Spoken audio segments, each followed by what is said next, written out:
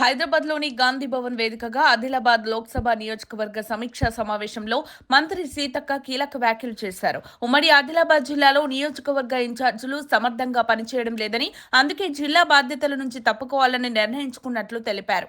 ఈ విషయాన్ని ముఖ్యమంత్రి రేవంత్ రెడ్డితో వివరంగా చర్చించి తన నిర్ణయాన్ని తెలియజేస్తానని స్పష్టం చేశారు.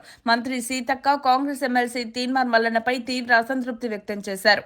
పార్టీ కార్యకర్తల శ్రమ ఫలితంగా ఆయన ఎమ్మెల్సీగా గెలిచారని గుర్తు చేశారు. అయితే కులగణన వంటి కీలక అంశాలపై అనవసర వ్యాఖ్యలు చేయొద్దని, ప్రభుత్వ ప్రతిష్టను దిగజార్చేలా వ్యవహరించకూడదని హెచ్చరించారు.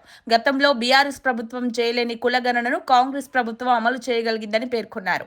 అయినప్పటికీ ప్రభుత్వంపై విమర్శలు చేయడం తగదని తెలిపారు. ప్రజల సంక్షేమం కోసం కాంగ్రెస్ ప్రభుత్వం పాటుపడుతుంటే బీఆర్ఎస్, బీజేపీ మాత్రం విమర్శలతో కాలం గడుపుతున్నాయని మంత్రి సీతక్క ఆరోపించారు. ప్రభుత్వం చేసిన అప్పు మొత్తం ప్రజల సంక్షేమం కోసం ఖర్చు చేస్తున్నామని, గత ప్రభుత్వం చేసిన అప్పులకు వడ్డీలు కట్టేందుకు చాలా మొత్తం వెచ్చించాల్సి వస్తుందని అన్నారు.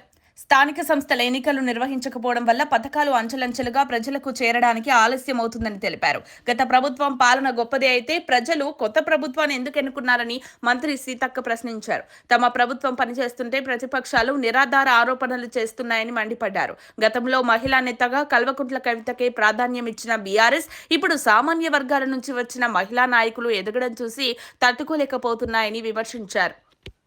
మరిన్ని అప్డేట్స్ కోసం మా కాయ్ టీవీని సబ్స్క్రైబ్ చేసుకోండి. మా వీడియో కనుక మీకు నచ్చినట్లయితే లైక్ చేయండి, షేర్ చేయండి.